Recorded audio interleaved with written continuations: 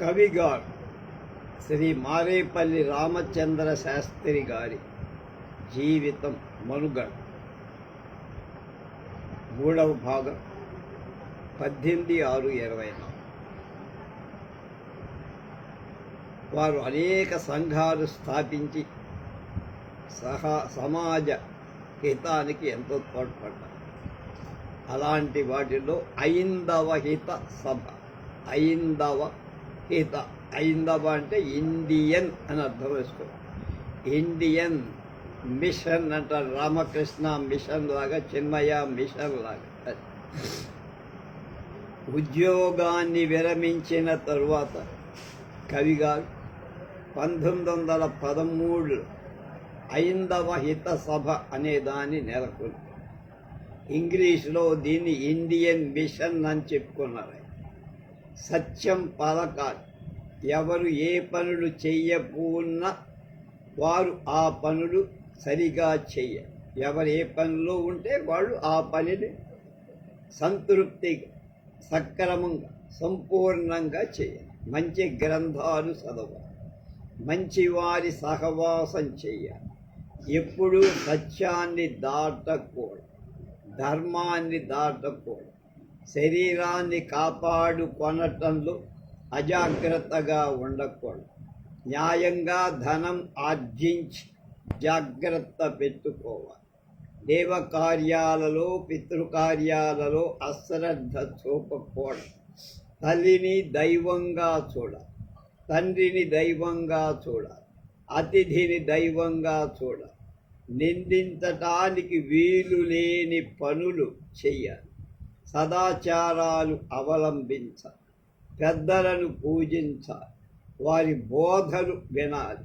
వారికి ఇచ్చేటువంటి శ్రద్ధాసక్తులతో పూర్తి ప్రీతిపూర్వకంగా, సంతోషంగా వాళ్ళకి ఏమి ఇవ్వాలో అది అందజేయాలి.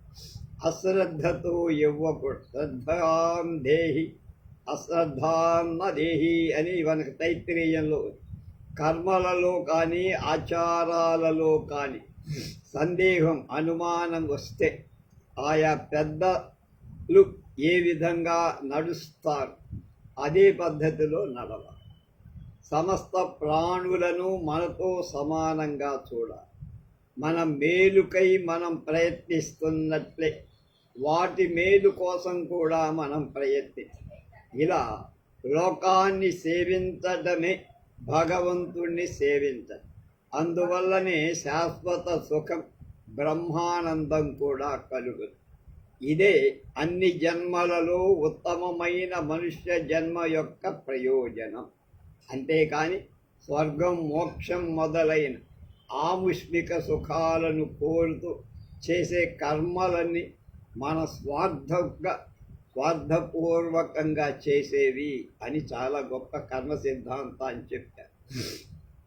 అవన్నీ ఐందవ సభకు ఆదర్శాలుగా వారు ప్రకటించారు.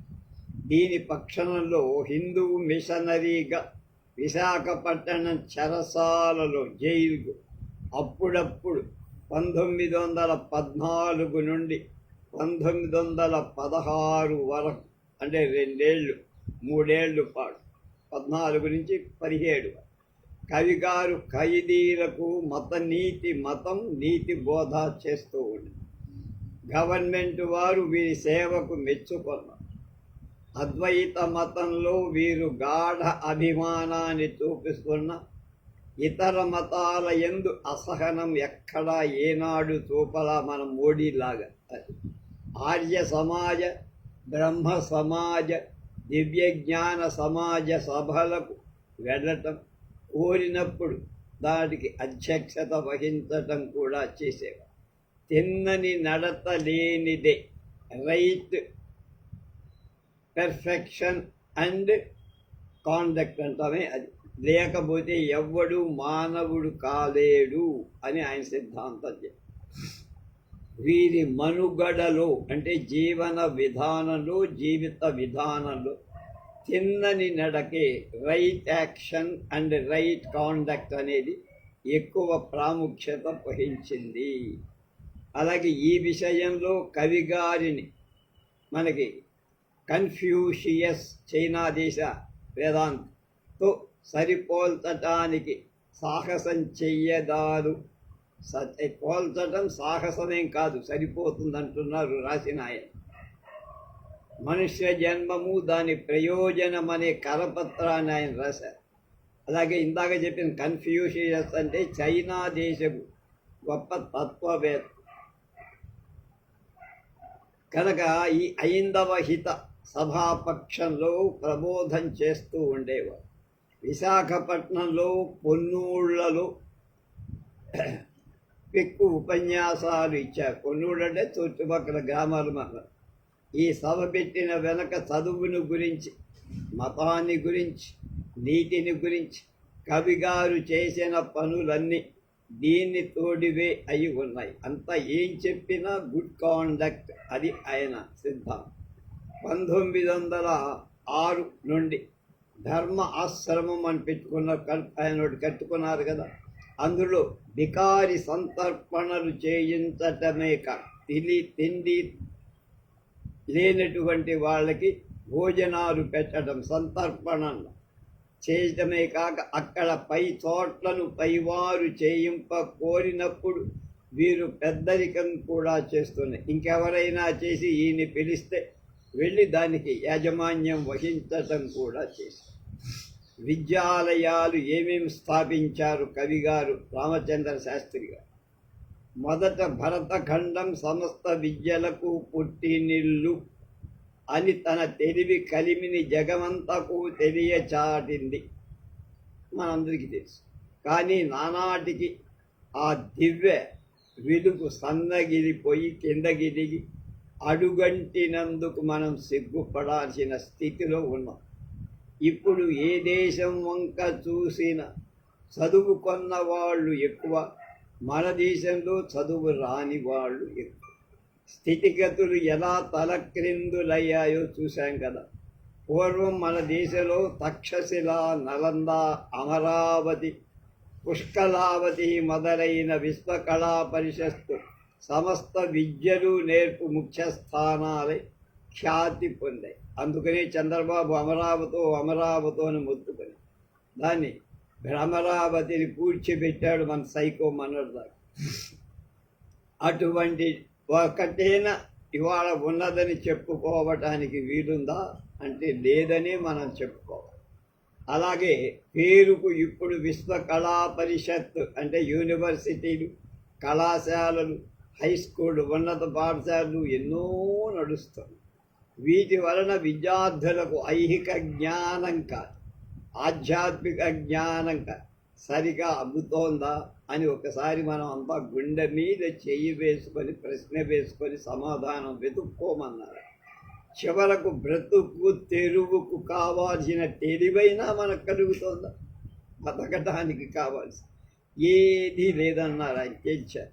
ఇందుకోసమే కదా తిలక్ మహాశయుడు దేశంలో జాతీయ విద్యాలయం అత్యావశ్యకాలు, నేషనల్ స్కూల్స్ రావాలి, జాతీయ విద్య, నేషనల్ ఎడ్యుకేషన్ కావాలి, ఈ జాతికి సంబంధించినవి అని బాధపడ్డాడు, బోధించాడు. అవి జరిగే తర్వాత మన కవిగారు కూడా ఈ విషయం విద్యార్థిగా ఉన్నప్పుడే బాగా గ్రహించారు.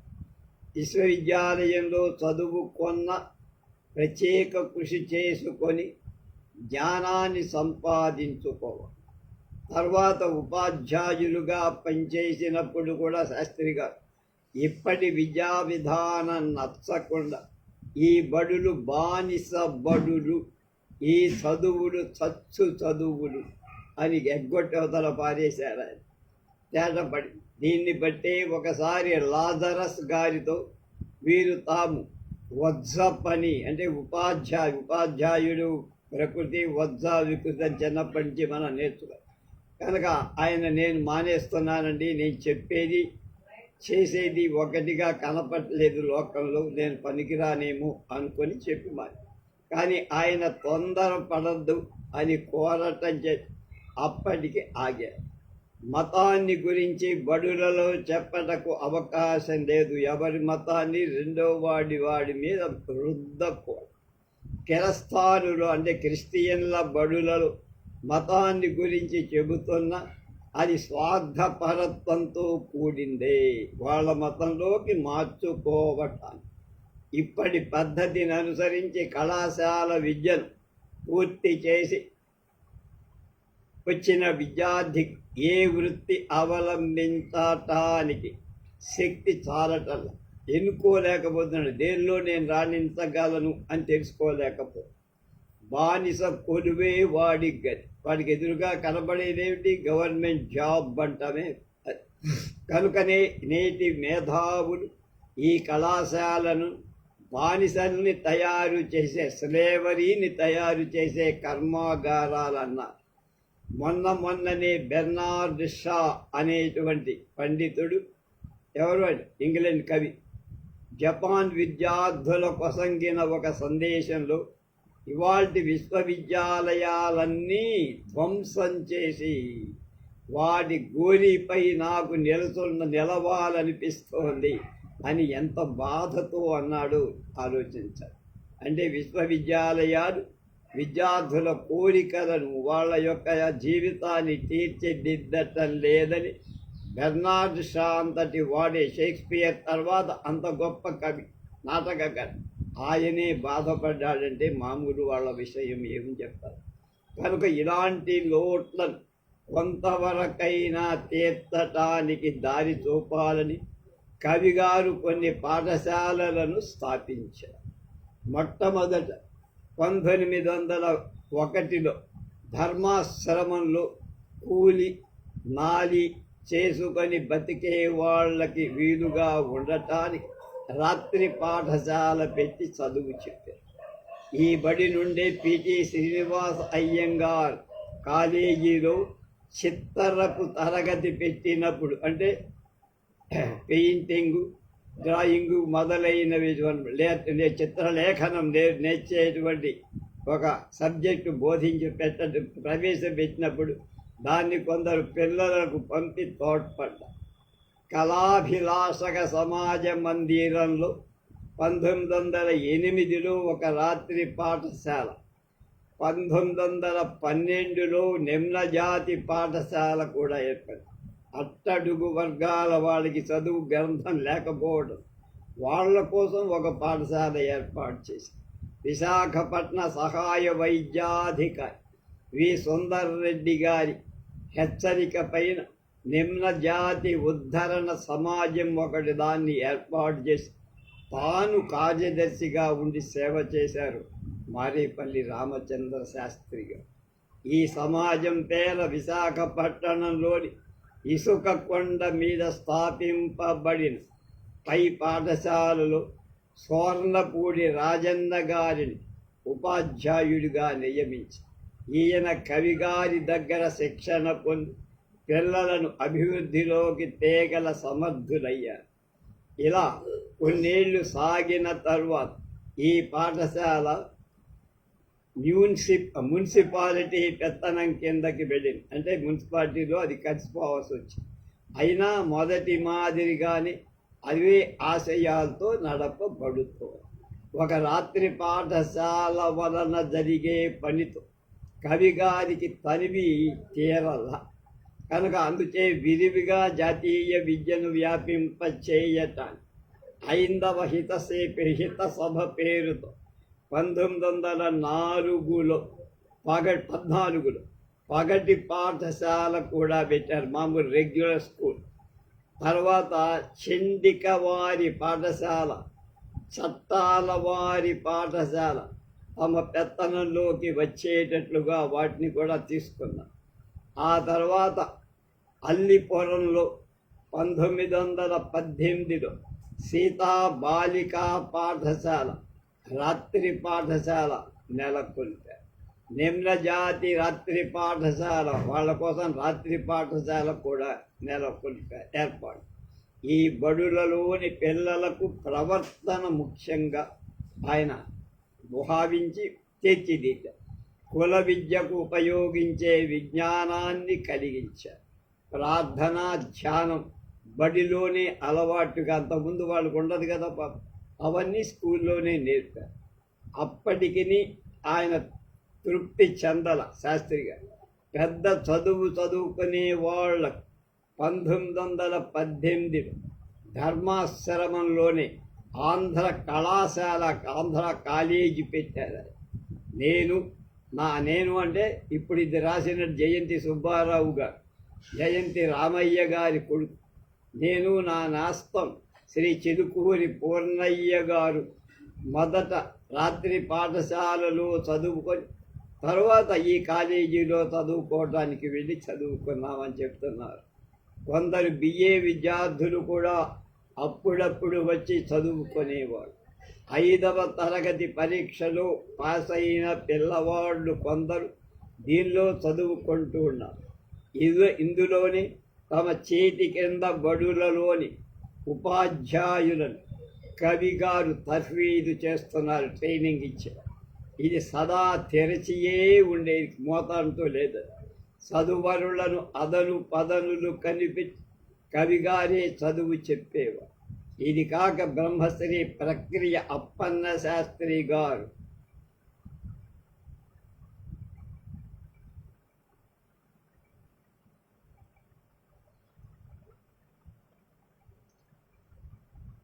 సాయంతో వేద పాఠశాల, బ్రహ్మశ్రీ చావలి సుబ్రహ్మణ్య శాస్త్రి గారి పెద్దరికంతో ఆయుర్వేద కళాశాల 1912లో నెలకొల్పారు. ఇన్ని కార్యక్రమాలు, నిర్మాణ కార్యక్రమాలు ఒక వ్యక్తి చేశారంటే ఎంత ఆయన దగ్గర సంకల్ప బలం ఉందో, ఎంత ప్రజా ఆకర్షణ ఉందో, ప్రజా అనుకూలత ఉందో, ప్రజా సాయం ఉందో, దాన్ని బట్టి మనం అర్థం చేసుకోవాలి.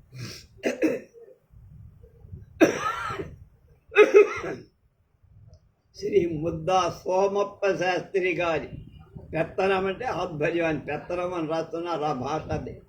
ఆధ్వర్యం కింద మేలుపాక అనే చిన్న తోట ఒక పెద్ద స్కూలు, ఎలమంచిలిలో ఒక పాఠశాల, 5వ హిత సభ పెద్దరికం వల్లనే పనిచేశాయి. అంటే వీళ్ళ ఆధ్వర్యంలో బాలికలకే కాక యువతులకు కూడా విద్య ఇవ్వాలి, లేకపోతే వాళ్ళు కూడా పెడమార్గంలో పడతారు.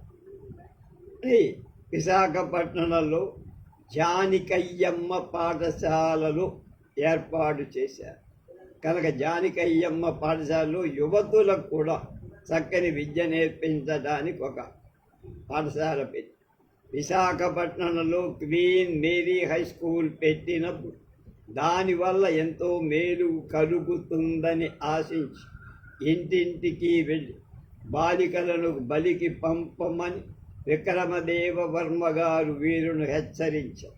స్త్రీలు బాగుపడంది, దేశం బాగుపడదని కవిగారు చెబుతూ ఉండేవారు.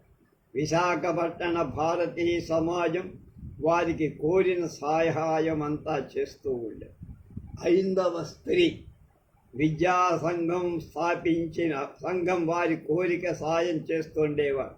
వీటికి కావలసిన డబ్బు సహాయం 5వ సమాజం చేస్తూ ఉండేది. 5వ స్త్రీ విద్యా సంఘం స్థాపించి భూపతిరాజు వెంకటపతిరాజు గారు మొదలైన వారు కవిగారు పనిచేయటానికి ప్రయత్నం కూడా చేశారు.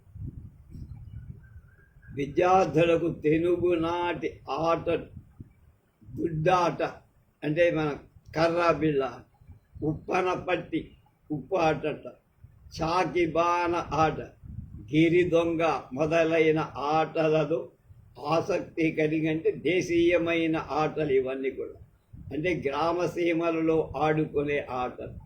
వీటిని పెంపొందించటానికి కవిగారు 1917లో విశాఖపట్టణ వ్యాయామ క్రీడా సంఘం అనేటువంటి దాన్ని ప్రొఫెసర్ గుడిసు రామజోగారావు గారి ప్రోత్సాహం చేత భూపతిరాజు వెంకటపతిరాజు గారు మొదలైన పెద్దల సహాయంతో ఏర్పాటు చేయించి ఈ జిల్లాలోని బడి పిల్లలకు ఆటలలో పోటీలు పెట్టి గెలుపొందిన వారి భీష్మ విగ్రహాన్ని కానుకగా, భీష్మ పితామహుడి విగ్రహాన్ని కానుకగా ఇచ్చేవారు. ఇది అలవు తెగువ మంచి నడతలకు గుర్తు.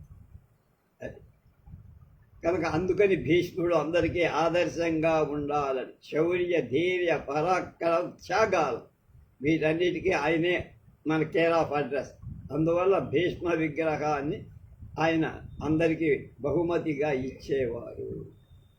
మొట్టమొదట విశాఖపట్టణంలో బాలభటులు స్కౌట్ ధర్మాశ్రమంలో కవిగారి పెద్దరికం వల్లనే తర్ఫీదు పొందారు. స్కౌట్ ట్రైనింగ్ కూడా ఆయనే ఇచ్చారు విశాఖ మొదట.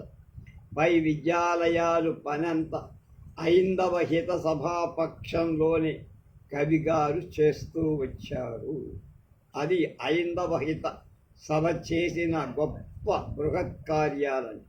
ఇప్పుడు గ్రంథాలయాలు ఎలా స్థాపించారు, ఎలా నిర్వహించారు గ్రంథాలయ తెలుగునాట గ్రంథాలయ ఉద్యమం బయలుదేరక ముందే కవిగారు గ్రంథాలయాల పని మొదలు పెట్టారు. అప్పటికి ఉద్యమం రాల. కాకినాడలో 1892లో కుమ్మిరెడ్డి వారి స్వగృహంలో గ్రంథాలయాన్ని చక్కబరచటమే కాక వీరికి ఈ సేవలో విఘ్నేశ్వర పూజ అక్కడితో ప్రారంభమైంది. గ్రంథాలయం కుమ్మిరెడ్డి వారి ఇంట్లో గ్రంథాలున్నాయి. వాటిని ఆర్డర్లో పెట్టడంతో ప్రారంభం. గ్రంథాలయం అంటే ఇప్పటి పలు గ్రంథాలయాల్లాగా జోదము, చదరంగం, క్యారమ్స్ ఆడటం, అలాగే ఇంకేవో అనేక రకాలైన ఆటలతో వేడుక చేసేవి కావు. ప్రజలలో యథార్థమైన అభివృద్ధిని కలిగించేవిగా ఉండాలి అని కవిగారి భావం. 1921లో విశాఖపట్నం మండల గ్రంథాలయం, మండలంలో ఉంటే ఏ గ్రంథాలయాలున్నాయో ఆ గ్రంథాలయ ప్రత్యేక మహాసభ ఆహ్వాన సంఘ అధ్యక్షులుగా ఉండి కవిగారు తమ స్వాగత ఉపన్యాసంలో తెలిపిన ఈ క్రింది విషయాలు మనం తెలుసుకుంటే వారి ఆశయాలు ఎంత గొప్పవో, ఉదాత్తమైనవో, మహనీయమైనవో, ఆదర్శమైనవో మనకు. దేశ స్థితిని బట్టి గ్రంథాలయాలు అని చెప్తున్నారు. ఒక్కొక్కప్పుడు ఒక్కొక్క విధంగా జ్ఞానాభివృద్ధి చేయాల్సి ఉంటుంది. గ్రంథాలయాల పరమావధి దేశాభివృద్ధి కనుక ఎప్పుడు ఎలాంటి జ్ఞానం అభివృద్ధి చేయటం మంచిదో దాన్ని మెలకువతో నిర్ణయించుకోవాలి. మునుపు సిరికాటపట్టు అయిన మన దేశం, అంటే సంపదకు ఆటపట్టు అయిన భారతదేశం ఇప్పుడు పెద్దమ్మ కావాల్సి వచ్చింది, అంటే బేదరికంలోకి వెళ్ళిపోయింది. అలాగే అందుచేత మన ఇప్పటి నిపత్సతనాన్ని, అంటే నిర్భాగ్యాన్ని అవ్వలకు పుచ్చి బయటకు పారేసి అన్ని సిరులు సమకూర్చు జ్ఞానం అభివృద్ధి చేయడానికి గారవాదన బాగుంది. గ్రంథాలయాలు తమ శక్తి అంతా వినియోగించాలి. బ్రతికియుండిన సుఖములు బడయవచ్చు అనే మాటను బట్టి బ్రతుకు తెరువు కదా ముందు చూసుకోవాలి. బతికితే కదా ఏదైనా సాధించదు. కాబట్టి మన నిరుపేదతనానికి కారణమేమిటో తెలిపే జ్ఞానం గ్రంథాలయాలు ఇప్పుడు ప్రజలకు మనం సమకూర్చాలి. మన ఆలోచన అలా ఉంది. నూలు వడకడం, బట్టలు నేయడం, దేశవాళీ రంగులు వేయడం, ఆముదం పైరు, మెట్ట పైరు మొదలైనవి తెలివి తక్కువ పనుల వల్ల కోర్టులకు ఎక్కడం, విదేశ వస్తువులే ఎక్కువగా కొనడం, సిగరెట్లు, బీడీలు, టుప్పు, గంజాయి మొదలైనవి కాల్చటం, కళ్ళు, సారాయి, కాఫీ, టీ, సోడా, నిమ్మనీరు మొదలైన తాగటం, మెడబట్టీలు, టోపీలు, మేజోళ్ళు, కోట్లు, కంసీలు మొదలైన వాటిని వేసుకోవడం, జోదమాడటం మొదలైన పనికి మాలిన పనుల వల్ల మన దేశంలో ఎంత నష్టం కలుగుతుందో, అవి మారితే ఎంత లాభం కలుగుతుందో గ్రంథాలయ ఉద్యమ అభిలాషులు ప్రజలకు బోధించారు. ఊళ్ళు పరిశుభ్రంగా ఉంచుకొనటం వల్ల, పంచాయతీ కోర్టులు పెట్టుకోవటం వల్ల నూలు వడగడం మొదలైన వృత్తులు అవలంబించటం వల్ల ఎంత మేలు కలుగును. విసుగు విరామాలు లేక మనం చాటుతూనే ఉండాలి, చెబుతూనే ఉండాలి, బోధిస్తూనే ఉండాలి, హితం పలుకుతూనే ఉండాలి. కవిగారు విశాఖపట్టణానికి వచ్చిన తరువాత ఆంధ్రదేశంలోని మొట్టమొదటి సర్వజనీన గ్రంథాలయమైన సరస్వతి గ్రంథ నిలయానికి వెళుతూ దాని స్థాపకులైన మంతిన ఆదినారాయణమూర్తి గారి ప్రోత్సాహం కలిగింప చేస్తూ ఉండేది. లాజరసు దొరగారితో చెప్పి ఆయనను తమ సహాయ పండితుడిగా తీసుకున్నారు. ఆ నారాయణమూర్తి గారు మరణించిన తర్వాత అందరి నష్టాన్ని పూర్తి చేయటానికి పుస్తకాలు కొని ఆ కొన్న సొమ్ము బలవంత పెట్టి ఇచ్చిన శ్రీ విక్రమదేవవర్మ గారు వీరుడు విషయ భేదాన్ని బట్టి జాబితాలు వ్రాసి 1908లో హిందూ పఠన మందిరంలో విశాఖపట్టణ గ్రంథాలయం అనే పేరుతో దాన్ని నెలకొల్పారు. సరిపోతే ఆగిపోగల దాన్ని కొనసాగించారు. అది పిదప హిందూ పఠన మందిరం పడిపోతుండటం చేత అది 1909లో ధర్మాశ్రమానికి దాన్ని తీసుకొచ్చి భద్రపరిచారు. దేశ సంచారం చేసేటప్పుడు గ్రంథాలయాలకు వెళ్ళి లైబ్రరీలకు తమ గ్రంథాలు ఇచ్చి గ్రంథాలయ నిర్వాహకులను ప్రోత్సహిస్తూ గ్రంథాలయ అభివృద్ధికి తోడ్పడుతూ ఉన్నారు. 1910లో జనవరిలో హైదరాబాదులో శ్రీకృష్ణదేవరాయల ఆంధ్ర భాషా నిలయాన్ని చూసి వారు తమ పుస్తకాలు ఆ గ్రంథాలయానికి దానం చేశారు. కొన్ని నెల్లూరులో తిక్కన గ్రంథాలయాలకి తమ పుస్తకాలు కొన్ని పంపారు. అలాగే తిరుపతి శృంగారపురాగ్రహారంలోని గ్రంథాలయాలకు మొత్తాలు అంటే పుస్తకాలు ఆయన డొనేట్ చేశారంటమే, అది విరాళంగా పంపారు.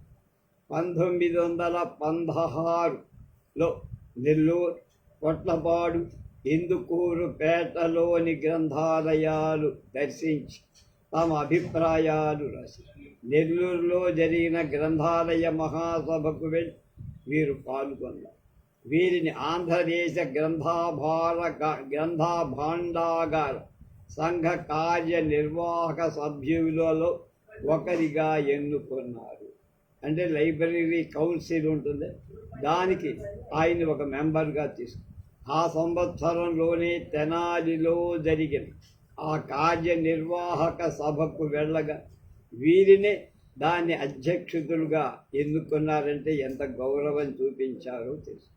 డిసెంబర్ 4వ తేదీన శ్రీ కళాభిలాషక గ్రంథాలయం అనే ఒకదాన్ని ఏర్పాటు చేసి అందు బాల బాలికా శిక్షను గురించి చాలా శ్రమ చేశారు. 1917లో గ్రంథాలయ చరిత్ర విషయాలు సమకూర్చారు. గ్రంథాలయ చరిత్ర అంతా కూడా కావాలని తయారు చేస్తారు. జాలీ బ్రదర్స్ క్లబ్ గ్రంథాలయానికి పుస్తకాలు ఎరువుగా, అంటే డొనేషన్ కాకుండా మళ్ళీ పుస్తకం తీసుకెళ్ళడం, మళ్ళీ చదువుకొని మళ్ళీ కొన్ని పుస్తకాలు మళ్ళీ వెనక్కి పోగొట్టాలి. అలాగే ఇతర కాంగ్రెస్ గ్రంథాలయాలకు ఎరువుగా ఇవ్వటం జరిగింది. అరువుగా అన్నమాట, అంటే తీసుకెళ్ళడం, చదువుకోవడం, మళ్ళీ తీసుకురావటం. ప్రాచ్య లిఖిత పుస్తక భాండాగారానికి 12 వ్రాత పుస్తకాలు, అంటే వ్రాత ప్రతులు వ్రాసుకొని తిరిగి ఇవ్వటానికి వేటూరి ప్రభాకర శాస్త్రి గారు సంచారంలో విశాఖ వచ్చినప్పుడు వారికి కూడా కొన్ని తన దగ్గర ఉండేటువంటి ఈ ప్రాచ్యలిఖిత గ్రంథాలు అందజేయడం, ఆయన తీసుకెళ్ళి వాటిని కాపీ చేసుకొని మళ్ళీ పంపించడం జరిగింది. కనుక ఈ విషయాలు ఎవ్వరికీ తెలియదు. మనం పాపం ఈయన రాసిన ఆయన చెప్పకపోతే మనకేం తెలియదు. అందుకనే ఈ ఉయ్యూరు దగ్గర ఉన్న కనకవల్లిలో శ్రీ మాదేపల్లి రామచంద్ర శాస్త్రి కవి గారు జన్మించిన స్థలంలో ఒక రోజున ఆయన సెప్టెంబర్లో మరణించారు, నవంబర్లో జన్మించారు. అక్కడ ఉండే స్థానిక శిష్యులు ఎవరో నిన్న నాకు నేను వాళ్ళకి ఫోన్ చేసి ఆయన కుటుంబ సభ్యులు ఇంకా కొంతమంది ఉన్నారట కానీ మనవడు ఉన్నాడని చెప్పారు నాకు. అక్కడ ఒక కార్యక్రమం సరసభారతి నిర్వహించాలని, ఆ కుటుంబంలో ఉన్నవాళ్ళు ఒకళ్ళో ఇద్దరికో వారికి సన్మానం చేయాలి, అక్కడ కవిగారి చిత్రపటాన్ని ఆవిష్కరణ చేయాలని, వారి గురించి ఆ కుటుంబ సభ్యులు మిగతా వాళ్ళు మేము మాట్లాడాలని ఒక కార్యక్రమం నిన్నే ఆలోచన చేసింది, చెప్పాం. అక్కడ శిష్యుడు దాన్ని ఆ పనిలో ఉన్నాడు, త్రినాథ్ అనేటువంటి అతను ఆ పని చూస్తానికి అప్పచెప్తాను. హిందూ పఠన మందిర భవనం కట్టించటానికి ప్రేరకులై ఎంతో కష్టపడి పనిచేసిన శాస్త్రి గారు దాని పెద్దల ఏర్పాటు నచ్చమితే దాని మీద పెత్తనం చేసే వాళ్ళని నచ్చక 1918లో వసంత ధర్మ పఠన మందిరం నెలకొల్పుకున్నారు. ఆయన ఇతర పెత్తనాన్ని సహించేవాడు కాదు.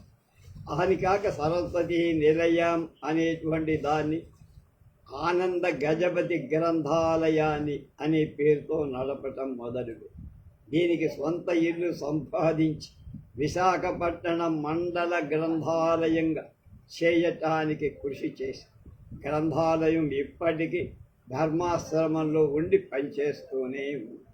కవిగారు తమ జిల్లాలో కూడా, అంటే కృష్ణా జిల్లా, ప్రచారం చేసి గ్రంథాలయ ఉద్యమాన్ని వ్యాపింపజేసి అనేక చోట్ల గ్రంథాలయాలు నెలకొల్పేటట్లుగా చేసి కొత్త వలసలో, అంటే విశాఖపట్నంలో కొత్త వలసలో 1920లో జరిగిన జిల్లా గ్రంథాలయ మహాసభకు శాస్త్రి గారు అధ్యక్షత వహించి కొత్తపేట పెదమడకలో జరిగిన గ్రంథాలయ సభలకు అధ్యక్షులుగా, మండల గ్రంథాలయ సంఘ స్థాయి సంఘానికి అధ్యక్షులుగా ఉండి చాలా గొప్ప కృషి చేశారు. 1918లో విశాఖలో జరిగిన 5వ ఆంధ్రప్రదేశ్ గ్రంథాలయ మహాసభకు వీరు శెట్టి లక్ష్మీనరసింహం గారు కార్యదర్శులుగా ఉండి చేసిన సేవ ప్రశంసనీయమైంది అంటున్నారు. 1918లో పిఠాపురంలో విద్యానంద పుస్తక భాండాగార తృతీయ వార్షికోత్సవాన్ని అధ్యక్షత వహించి వీరు ఇచ్చిన గ్రంథాలయాలు మతం అనే ఉపన్యాసం చాలా ప్రశస్తమైంది, ప్రశంసనీయమైంది అని చాలా పత్రికలు స్థానికులు మెచ్చుకున్నారు. విశాఖపట్నం జిల్లాలో వీరు